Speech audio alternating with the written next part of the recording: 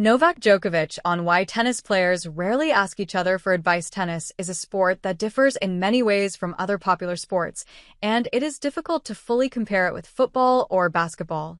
Novak Djokovic, a well-known figure in the world tennis scene, during a guest appearance on Jay Shetty's podcast, spoke openly about relationships between colleagues, emphasizing that they are significantly different compared to other sports.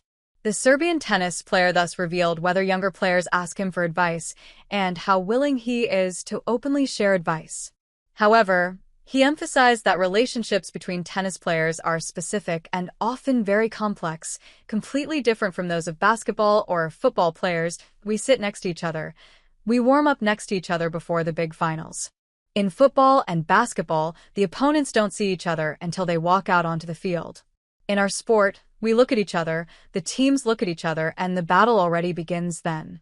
From that aspect, it's difficult to expect someone to come up and ask you for advice, but there are other things off the court.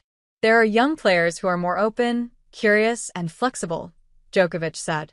Different tennis player profiles. The 38-year-old tennis player emphasizes that there are various profiles of tennis players. There are those who are open and will specifically ask for advice, while some try to reach him through his team.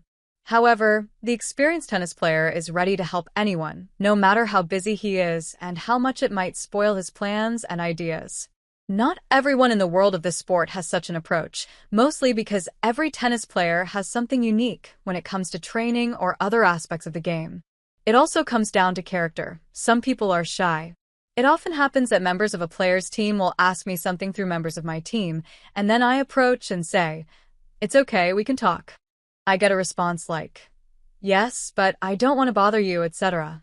It's good to have proper communication because that increases mutual respect, he concluded.